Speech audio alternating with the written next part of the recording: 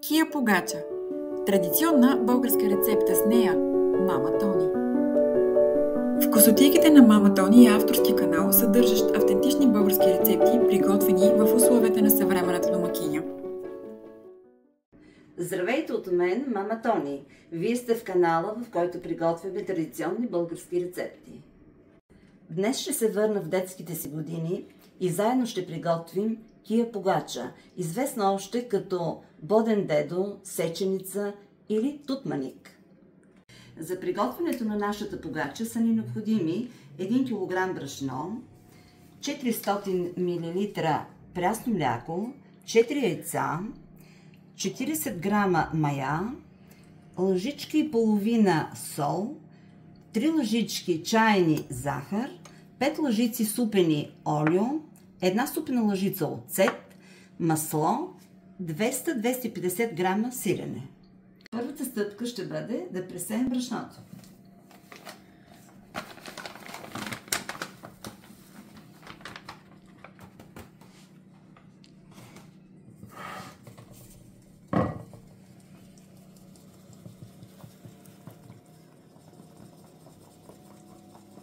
Втората стъпка, която правим, е да активираме маята. За целта аз загрях малко мляко, сипвам в тази купа 100 мл, около 100 мл, така. Чупа маята на малки кръстчета. Слагам захарта, която е 3 чайни лъжички. Така. И слагам още 1, 2 чайни лъжички брашно. Всичкото това нещо ще го разбъркам добре и ще го поставя в урната, която предварително съм загряла на 50 градуса. Маята трябва да се активира. Поставяме маята в урната. Докато чакаме маята да се активира, аз ще подготвя брашното за месене. За целта правиме кладенче,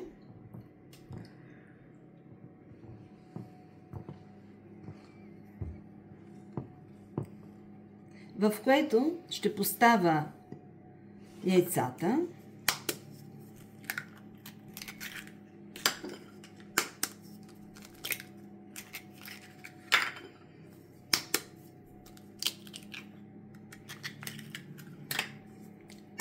и на последното яйце жълтъка го отделям.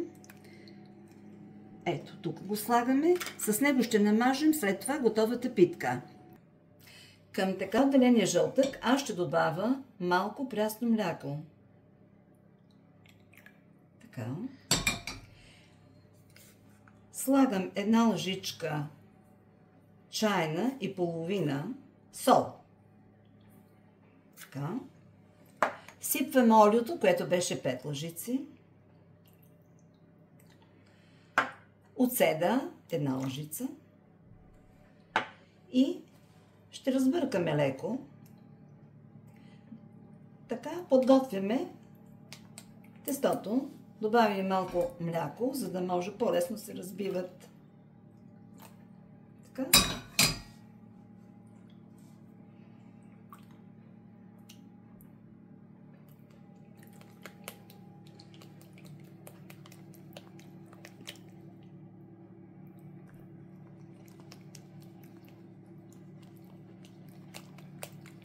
Не се старайте да запомните всичко или да записвате сега. Под видеото ще бъде изписана цялата рецепта с точност.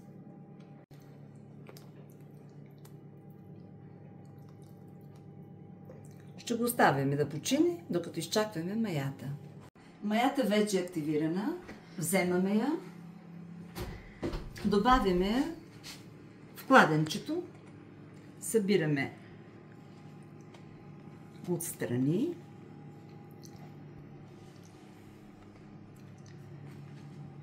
и ще започваме да я смесим първо с другата течност, която е вътре.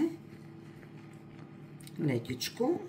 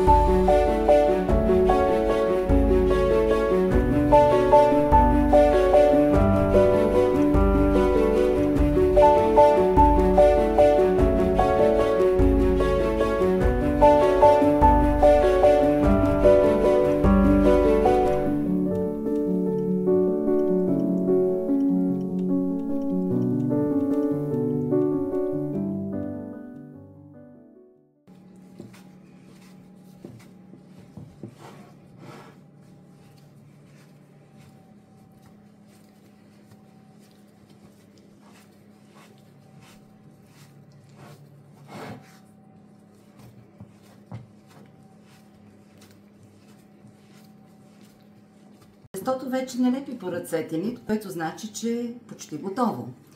Аз съм казал и в предишно видео, че тестата ги меса почти 100 пъти. Броя си 1, 2, 3, 99, 100. След което започвам да ги удрям. По 15 пъти.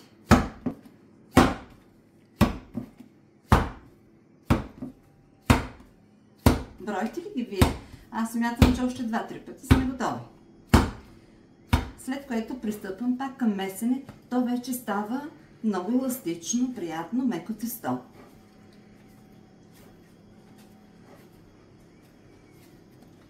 В предишно видео ви бях казала, че тестото ми прилича на глина. Глина, която сме работили в детските си години в училищата. Вижте, то е мекичко, приятно, работи се перфектно. Удрям още веднъж 15 пъти.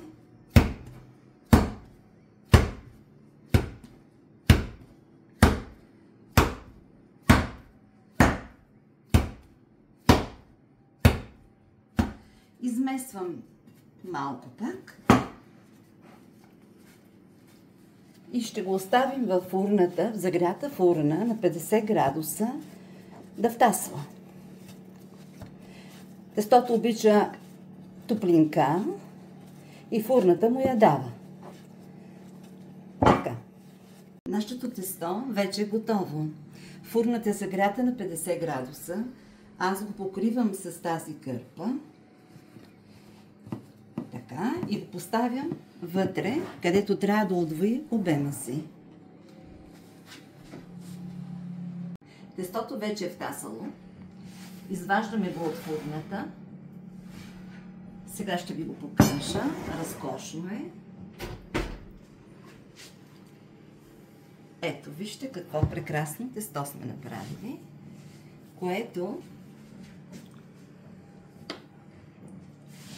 леко ще го омеса, а направо е разкош. Вижте колко е хубаво. Супер тесто.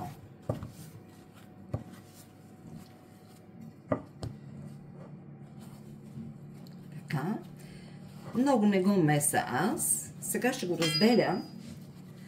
Правя едно малко топче. Това нещо ще го разделя на 4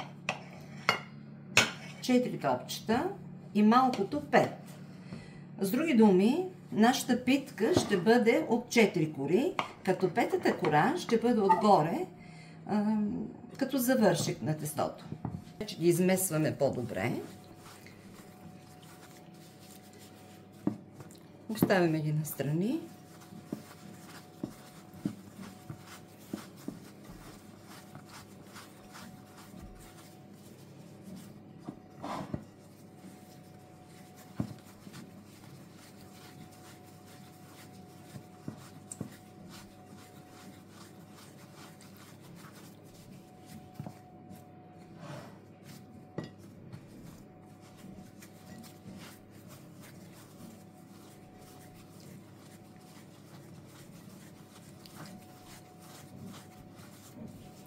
И това е готово. И това е малкото топче, което ще бъде завършика отгоре на питката. Ще получи една тънка коричка. Е така. Поръсваме с брашънце. Покриваме пак с кърпата. И оставяме за още 10-15 минути да почине тестото. Вече не го връщам във фурната, оставям го ето тук на плота. Тавата, в която ще печем, съм поставила хартия за печене. Тя е готова тук при мен. Аз започвам да приготвям първата кора за нашата питка. Разточваме я толкова голяма, колкото ни е дъното на тавата.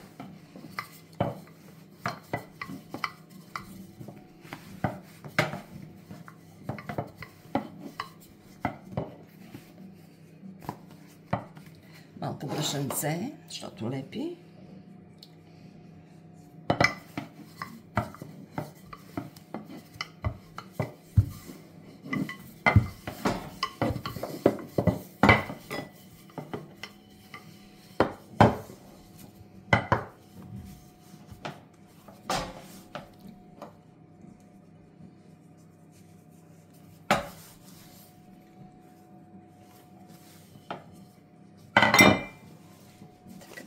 Нашата кора е готова, първата.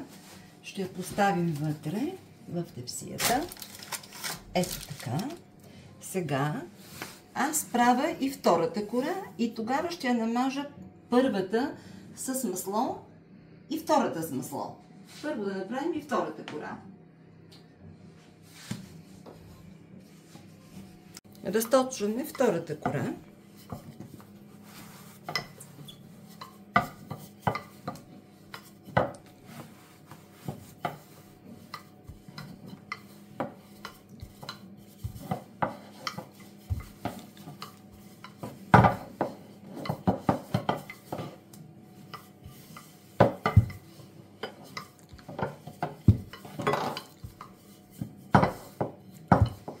Така, според мен е готова и тя. Сега пристъпваме към намазване на първата кора. Аз ще намажа с лъжичка. Маслото е леко-меко. Така. Помагам си с ръцете.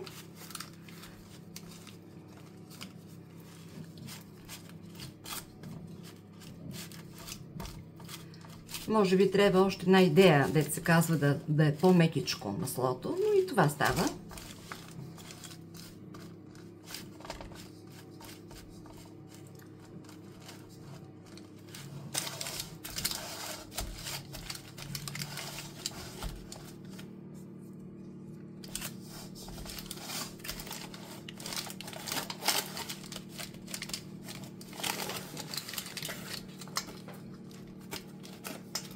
Готово. Ще поръсиме малко сирене. Така. Сега ще поставим другата кора отгоре.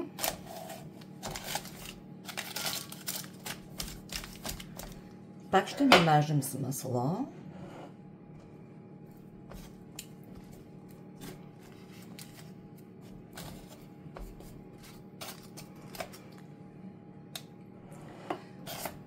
Нека да го оставим така малко да почива маслото, да направим следващата кора.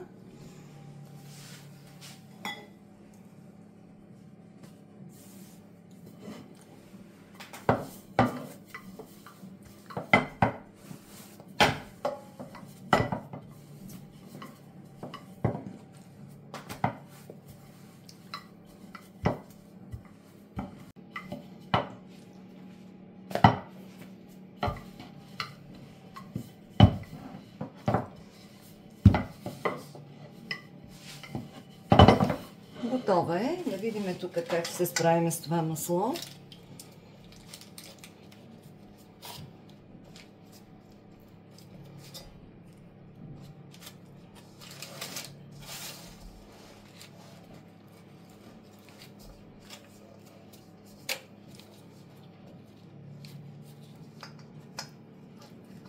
Така. Слагаме другата кора. А сирене? Сирене забравихме да сложиме. Случва се. Човек да забрави да сложи сиренце. Така. И тази кора отгоре.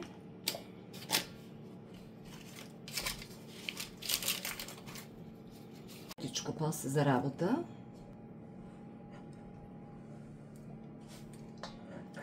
Правим следващата кора. Четвъртата.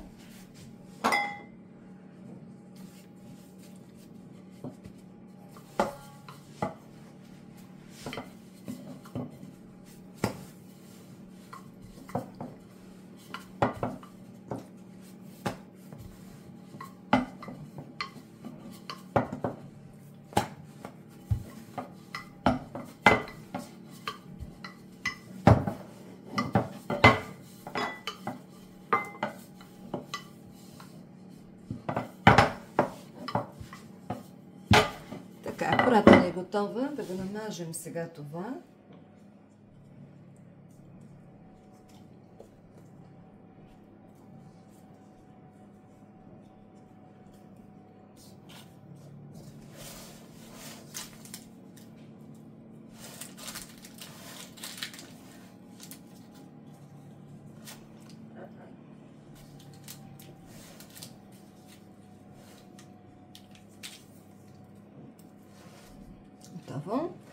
Да сложим сиренце.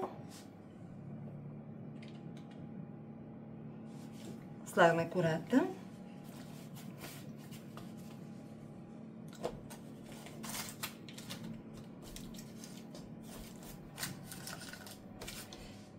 Пак масълце. Малкото топче трябва да го направим на голяма кора. Ще успеем. Тя ще бъде последната кора на нашата питка. Последната кора вече е готова. Размазваме маслото на питката отгоре.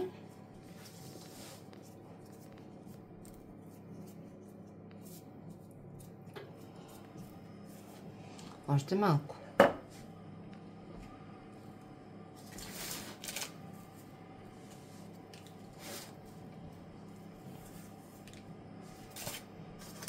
Готово. Сега не слагам сирене, слагам само последната коричка. Ето така, отгоре. Характерно оформяне на кия погачета е нарязването на квадратчета или на ромбчета, кой както предпочита. Аз я режа на квадрати.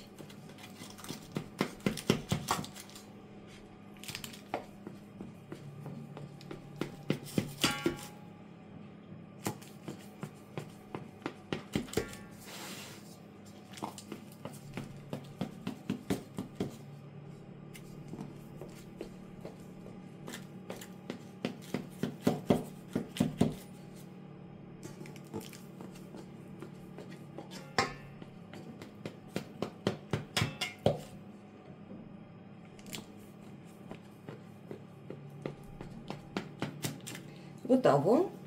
Сега за поп тя трябва да втаса наново, преди да я печем. Но аз използвам пак печката на 50 градуса.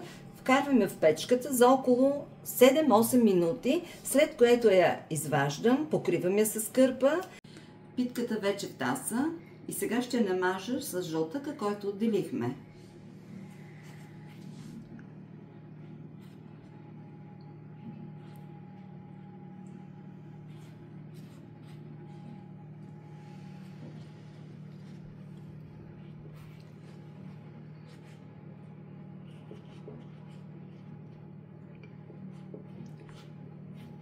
Поръсвам с усам.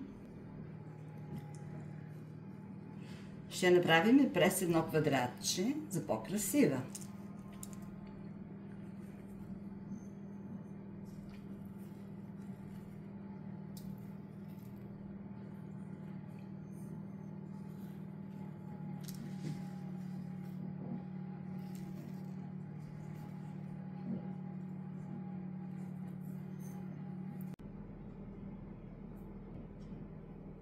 Поставим кия погачета в загрята на 180 градуса фурна и печем около час до готовност. Кия погачета е вече изпечена. Сега ще извадя. Поставила съм алуминиева фолия, за да може да не прегори, тъй като се пече близо час. Последна стъпка ще я намажем с масълце.